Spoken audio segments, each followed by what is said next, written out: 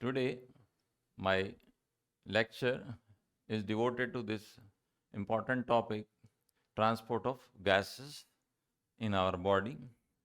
And this topic is further divided in two parts. One is transport of oxygen, another is transport of carbon dioxide. In this lecture, I will try to explain you how the oxygen is transported by blood in our body. तो ये जो topic है transport of oxygen, इसको समझने के लिए अपन ने क्या किया, इसको थोड़ा सा एलाबोरेट किया। अब दो तरह से ट्रांसपोर्ट हो रहा है। नंबर वन, कार्बन डाइऑक्साइड की बात नहीं कर रहे, सिर्फ ऑक्सीजन की बात कर रहे हैं। ऑक्सीजन जो है दो तरह से ट्रांसपोर्ट होती है। Number one, dissolve in blood plasma, dissolved in blood plasma, लेकिन ये इसका अमाउंट बहुत ही कम है, अराउंड 3% ट्रांसपोर्ट। दूसरा मेन जो मेथड है, with the help of respiratory pigment called haemoglobin present in RBCs. Haemoglobin present in erythrocytes और आरबीसीज। ये है करीब कितना, 97% ट्रांसपोर्ट। ये नीट के क्वेश्चन से बड़े सिंपल से कि how oxygen is transported. It is transported by two method. One is dissolved in plasma because there is no pigment present in the blood plasma. Number two, the main method, transport with the help of hemoglobin. 97% transport किससे होता है, haemoglobin से होता है। अब ये haemoglobin जो है, इसको शॉर्ट में अपन लिख देते हैं HP से। अब ये एक क्या है, एक क्रोमोप्रोटीन है। इसके दो कंपोनेंट हैं, ब्रीफ में देख लीजिए। एक है हीम, एक है ग्लोबिन। तो हीम में एक कंपोनेंट होता है आयरन और एक होता है पोरफायरिन। ग्लोबिन आपको पता होगा, दो चेन होती हैं, अल्फा और दो हैं बीटा चेन।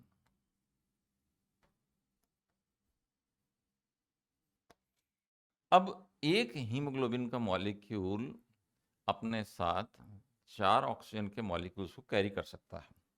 ये डेटा है। 1 HB molecule can carry 4 oxygen. अच्छा, कार्बन डाइऑक्साइड भी 4 ही है, ये ध्यान रख लेना। अगर अपन बात करें हीमोग्लोबिन की वैल्यू किस यूनिट में मेजर की जाती है, तो यह है ग्राम। तो 1 ग्राम हीमोग्लोबिन कैन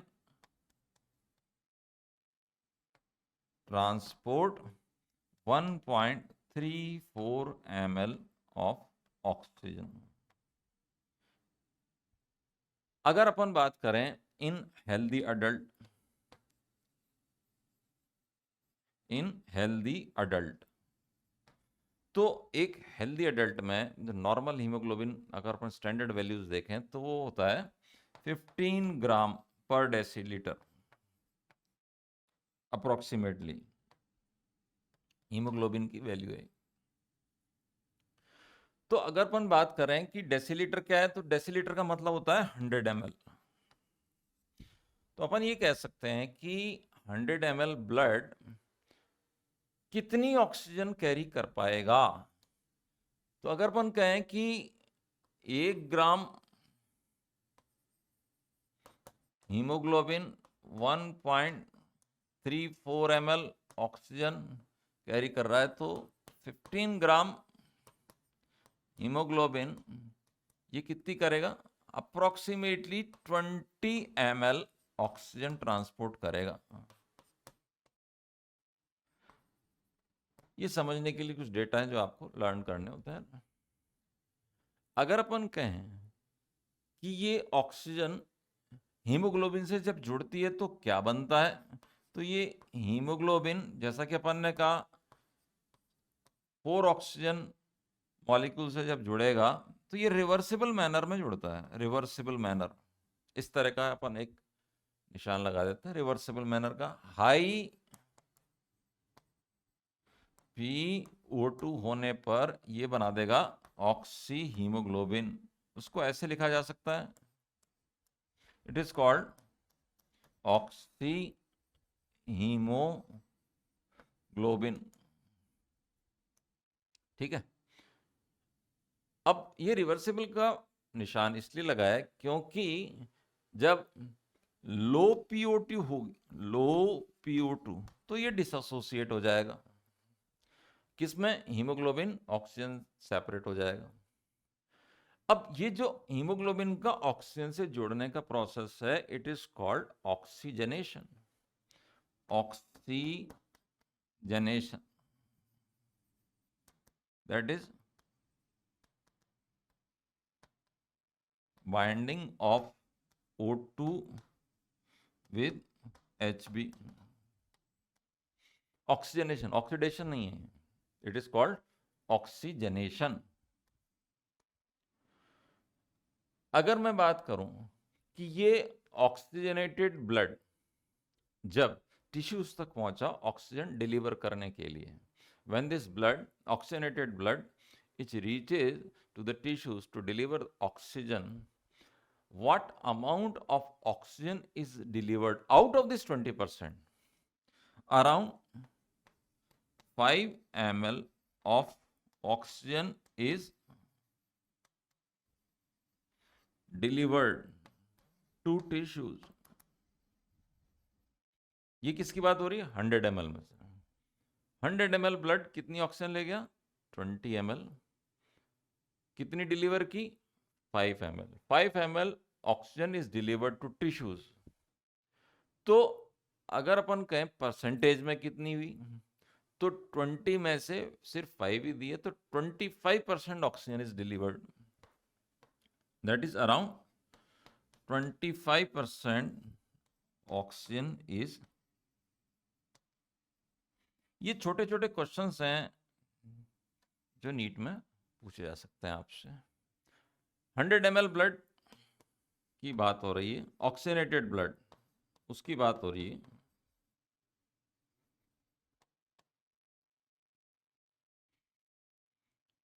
नाउ ये रिवर्सिबल मैनर में बाइंडिंग एक बहुत ही इंपॉर्टेंट फीचर है हीमोग्लोबिन का, ऑक्सीजन से जुड़ने का, कि जब ऑक्सीजन का अमाउंट ज़्यादा हुआ तो जुड़ गया, जब कम हुआ तो ये सेपरेट हो गया, टिश्यूज़ को ऑक्सीजन डिलीवर कर दी। कितनी डिलीवर किया उसका परसेंटेज वगैरह मैंने लिख दिया। सोलिबिलिटी की बात यह है कि सोलिबिलिटी कार्बन डाइऑक्साइड की ज़्यादा है तो उसकी जो रेट ऑफ डिफ्यूजन है वो ज़्यादा होती है। अगर अपन में बात करें कि ऐसे कौन से फैक्टर्स हैं जो कि हीमोग्लोबिन से ऑक्सीजन के सेपरेशन को अफेक्ट करते हैं, तो जब अपन बात करें dissociation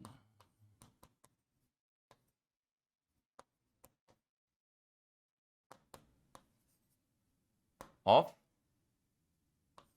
oxygen from oxy haemoglobin, separate होना, तो ये पार्शियल प्रेशर में आपको कैलकुलेट करना और उसको इंटरप्रिटेट करना आना चाहिए। ये मैंने एक ग्राफिकल प्रेजेंटेशन की हेल्प से आपको मैं समझाने की कोशिश कर रहा हूँ। एक्स एक्सिस और ये है वाई एक्सिस। एक्स एक्सिस पे अपन ने लिखा PO2, that is partial pressure of oxygen. Y axis पे अपन ने लिखा percentage saturation of haemoglobin.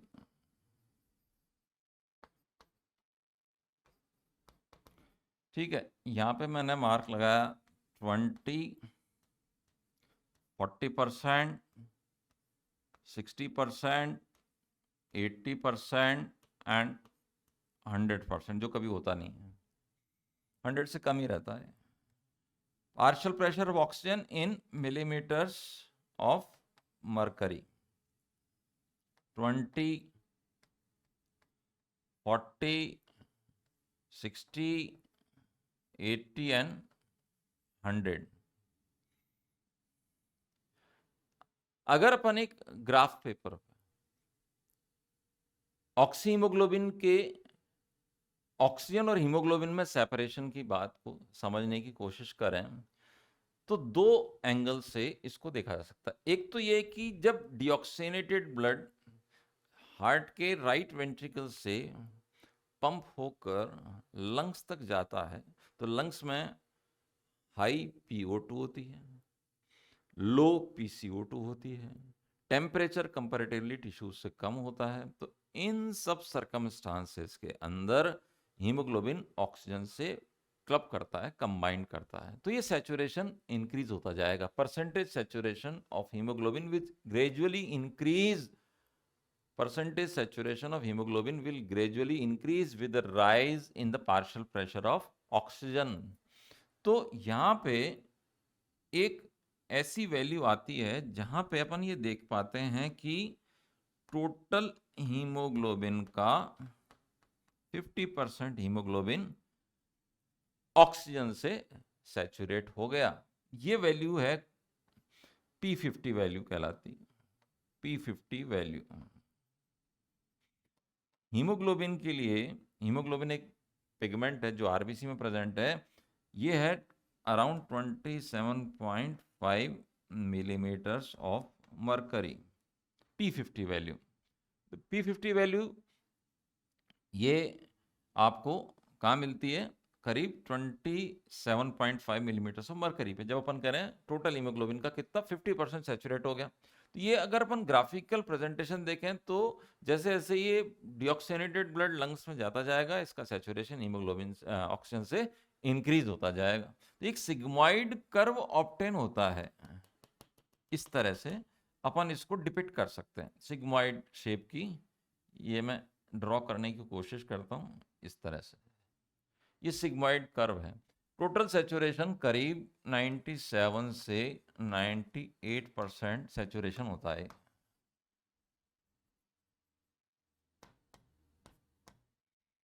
Approximately P50 value क्या है? It is PO2 where 50% of hemoglobin saturated with oxygen। ये वैल्यू आ गई 50। ये कर्व कैसा आ गया? Sigmoid curve, sigmoid curve. Curve की शेप पे क्वेश्चन आ जाते हैं, सिग्मॉइड कर्व। अब इस कर्व की शेप की बात कर ली, P50 वैल्यू आपको मैंने बता दिया। जैसे जैसे PO2 इंक्रीज होगा वैसे वैसे सैचुरेशन इंक्रीज होगा। अब एक सिचुएशन आती है कि मान लीजिए बॉडी के अंदर मेटाबॉलिक एक्टिविटीज की रेट इंक्रीज हो गई, या एक ऐसे एनवायरनमेंट में अपन चले गए जहां पे कार्बन डाइऑक्साइड ज्यादा है, उस केस के अंदर क्या होगा? तो ये जो प्रोसेस जिसको मैं आपको एक्सप्लेन करने जा रहा हूं, इसको एक्सप्लेन किया था एक साइंटिस्ट ने जिनका नाम था क्रिश्चियन बोहर। तो वो इफेक्ट उन्हीं के नाम से स्टडी किया जाता है, वो कहलाता है बोर्स इफेक्ट। उसको अपन अगर ब्रीफ में डिस्कस करें तो वो कुछ इस तरह से होगा कि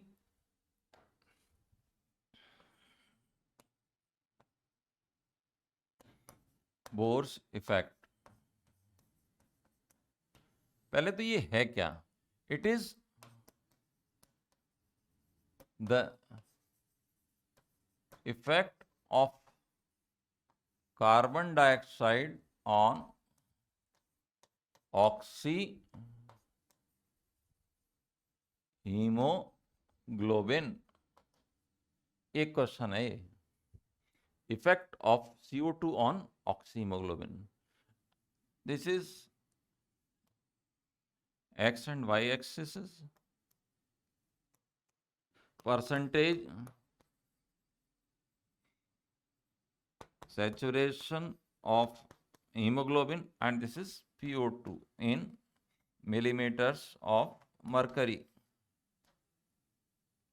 20, 40, 60, 80 and 100. 20, 40, 60, 80 and 100. ये नॉर्मल कर्व था, थोड़ी देर पहले अपन ने देखा इसको, सिग्मॉइड कर्व इस तरह से,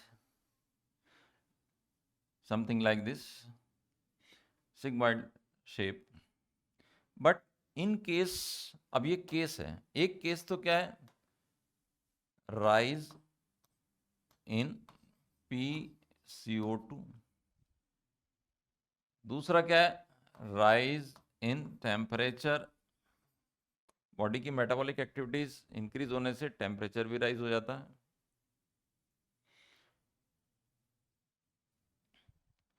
थर्ड इज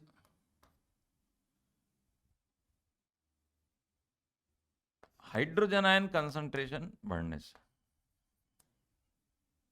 या दूसरे वर्ड में पीएच के कम होने से ऐसा होता है.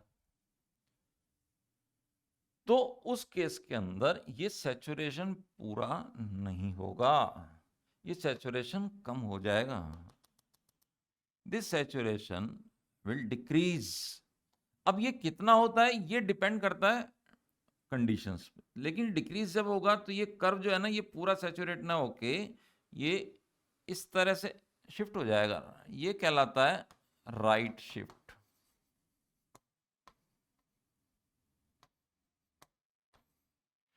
राइट शिफ्ट, राइट शिफ्ट कब होगा, जब PCO2 राइज हो जाए, टेम्परेचर राइज हो जाए, हाइड्रोजन आयन कंसंट्रेशन राइज हो जाए, या पीएच कम हो जाए. In these circumstances the curve will shift towards the right side. This is called as Bohr's effect. It is called as Bohr's effect. अगर अपन बात करें कि ये बोर्स इफेक्ट को पढ़ने की, समझने की रिक्वायरमेंट क्या है, तो अपने बॉडी पे जो सराउंडिंग एटमॉस्फेयर है उसमें जो गैसेस मिक्सचर है, उसमें पॉल्यूटेंट गैसेस भी हैं, कार्बन डाइऑक्साइड भी एक तरह की पॉल्यूटेंट है. तो उसका अमाउंट इंक्रीज होने पर ब्रीदिंग रेट बढ़ जाएगी, यानी कि बॉडी के अंदर मेटाबॉलिक एक्टिविटीज बढ़ेंगी. आपने कोई फिजिकल एक्टिविटी कर ली, हैवी एक्सरसाइज कर ली, तो ब्रीदिंग रेट फास्ट हो जाएगी. उस केस के अंदर हीमोग्लोबिन का ऑक्सीजन से सैचुरेशन पूरा नहीं होगा. अब यूं मान लीजिए कहीं पे एक फायर इंसिडेंस हुआ है, आग लग गई. उस फायर इंसिडेंस के सामने आप खड़े हैं और and you have got a full bucket of water. आपके पास पानी की बाल्टी है पूरी भरी हुई. तो क्या आप उस बाल्टी को अपने पास लेके रखेंगे या उस आग पर डाल देंगे ताकि वो आग बुझ जाए? नेचुरल है.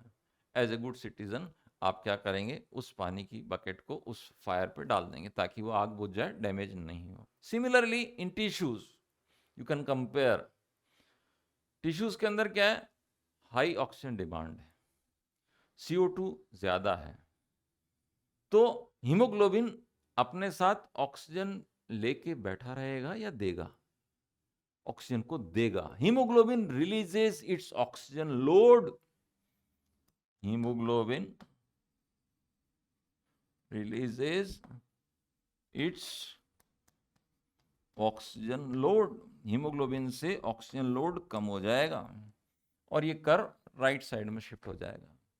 This is called as Bohr's effect. और इसका अगर उल्टा हुआ, रिवर्स हुआ, तो ये फिर लेफ्ट साइड पे शिफ्ट हो जाएगा.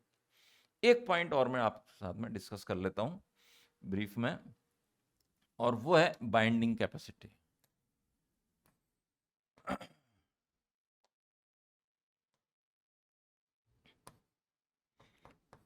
Binding capacity of haemoglobin. तो ये मायोग्लोबिन, इस पे क्वेश्चन आता है एक्चुअली. मायोग्लोबिन रेड मसल्स के अंदर एक ऑक्सीजन स्टोरेज प्रोटीन, ये ट्रांसपोर्ट नहीं करता. It is oxygen storage protein in red muscles. In red muscles. दूसरा है फीटल हीमोग्लोबिन और एक है अडल्ट हीमोग्लोबिन जिसकी अपन बात कर रहे हैं.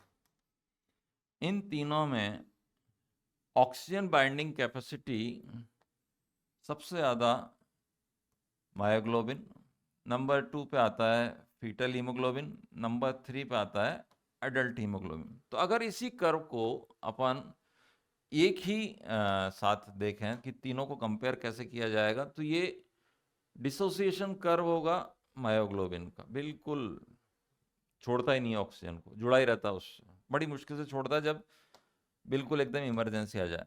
This is for fetal hemoglobin, and I am using a different color over here. This is for adult hemoglobin.